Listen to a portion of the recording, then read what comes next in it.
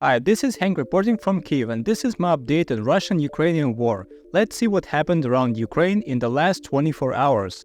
North Korea and Russia. Agreement details. Threat for Finland. Interesting insights from Russia. New vehicle with automatic turret. Space Traitor. Russian losses hit 700,000. We are all closely monitoring the actions of North Korea, but so far there is no updates from the front. I've seen several different information leaks which after checking turned out to be fake. In particular, this photo is the first of its kind, which allegedly shows the North Korean soldier in a Russian uniform and a man holding his military papers in hand. There is no additional information.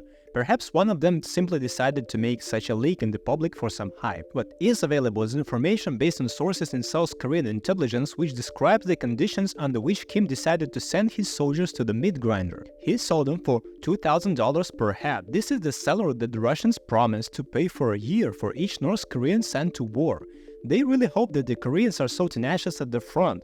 It seems that Russia has run out of cheap idiots. For Kim, this money is a fortune, a gift from God. Well, you know what kind of economy North Korea has, plus Putin promised to help them with food. At the moment, North Korea lacks about 1 million tons of rice a year to keep them from starving to death. It's amazing how this is even possible in our time, and Putin is ready to share data that will help North Korea develop spy satellites. It's amazing how a country is dying of hunger, but at the same time invests in space intelligence. Just some kind of courage and idiocy.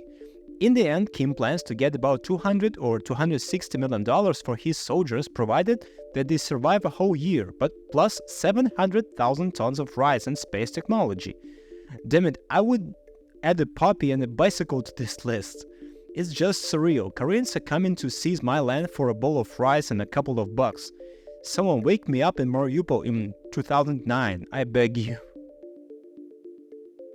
I thought twice about including this news here because it doesn't directly concern Ukraine, but it does concern our situation. In this photo you can see the fans of the Finnish embassy in Russia.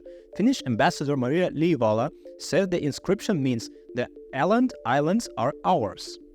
This refers to the demilitarized autonomous archipelago within Finland where the inhabitants speak Swedish.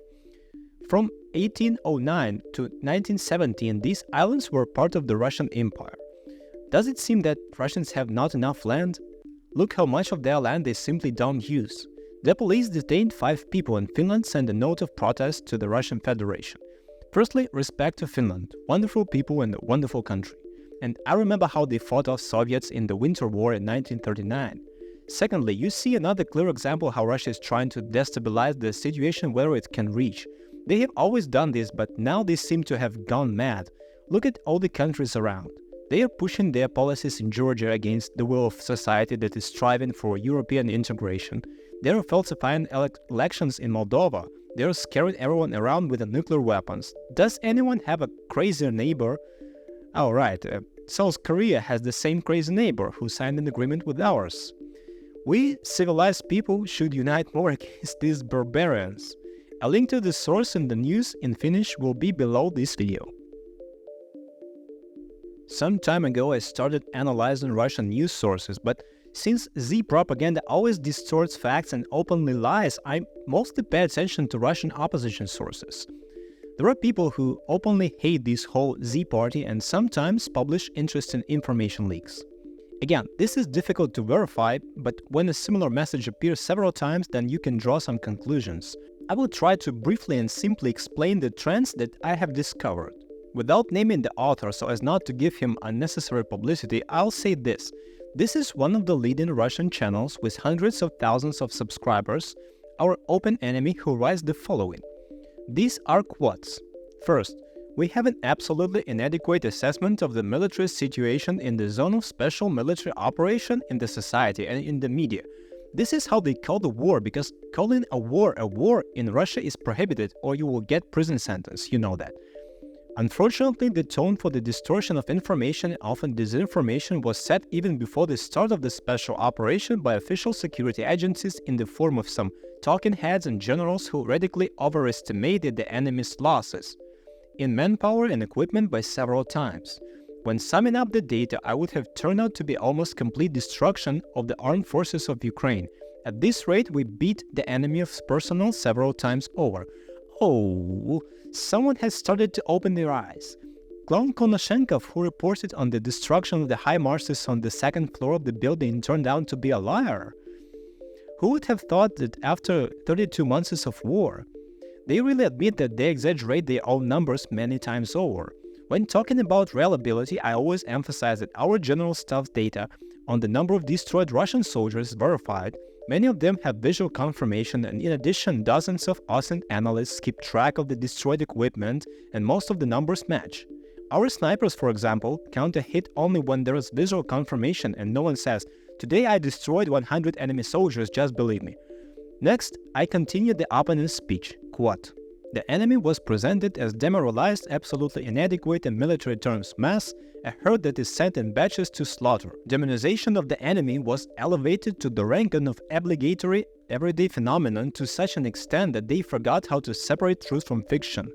Suddenly, our enemies began to say that it turns out that Ukrainians are not demoralized mass. Moreover, they are not demons who eat children. A couple more years will pass and it will turn out that the soldiers of the 12th National Guard Brigade, Azov, are not Nazis, not Satanists, and they did not attack their own cities when there were 200,000 armed Russian soldiers storming them from all directions." Next, from broad concepts to the situation at the front.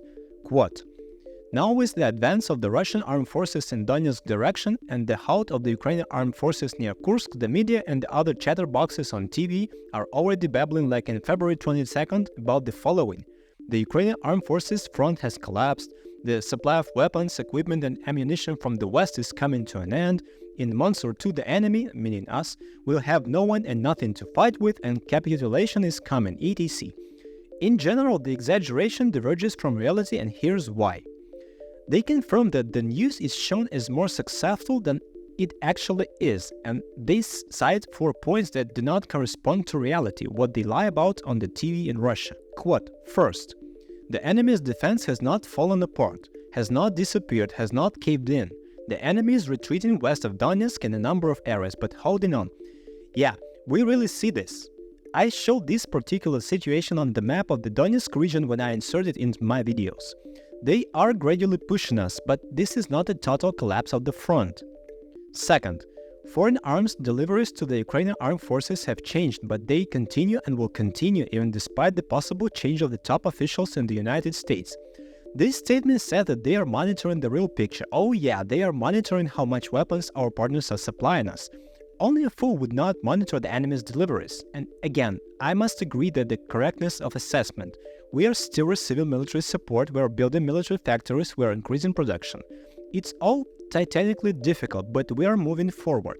At the end of the year, I'll sum up the most important things that have been achieved and lost by us. Third, Kyiv no longer has huge reserves, but units and formations abroad are preparing.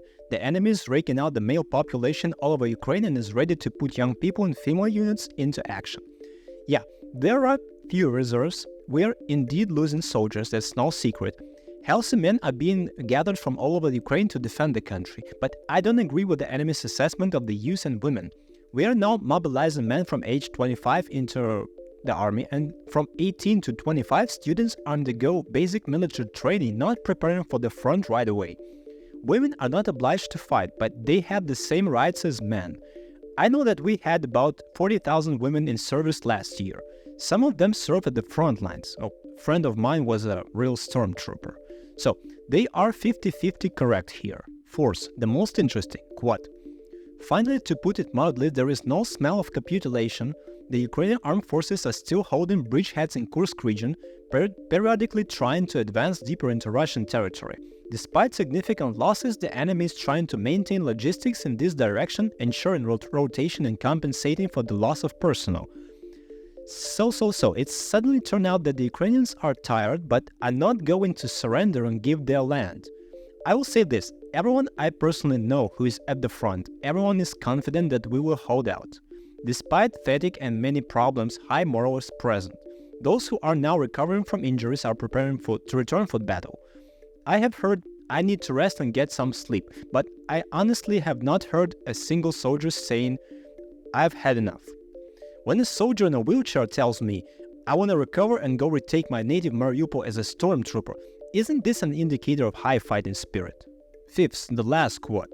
We are conducting offensive actions contrary to the laws of military science. We are moving forward with minimal numbers thanks to the mass courage and heroism of the personnel. The losses are very high both near Kursk and near Donetsk. The enemy is transferring reinforcements trying to prevent the collapse of the front.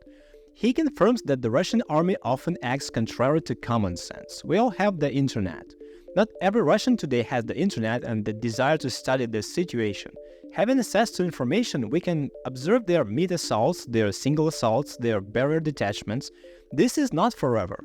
There are many of them, but they are not endless. Soon the Koreans will come. We have an old joke in Ukraine, it's already 100 years old. Where will I bury you all?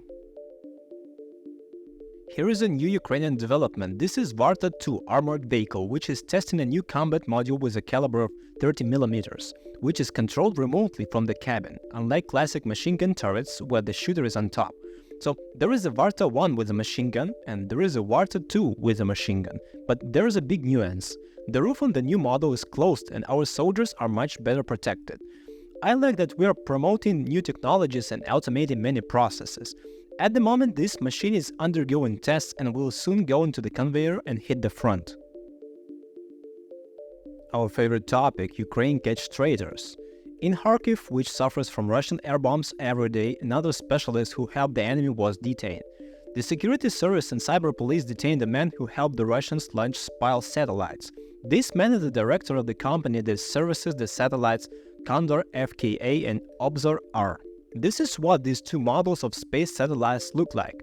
The Russians use them to conduct reconnaissance from orbit, adjust their strikes, and detect the location of our military facilities.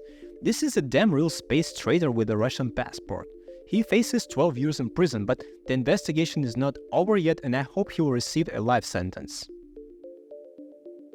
Over the past day, the Russians carried out 19 airstrikes on our troops in civilian cities, a total of 142 aerial bombs. The General Staff also reports that they counted strikes using 1,564 FPVs, but we have no statistics on hits.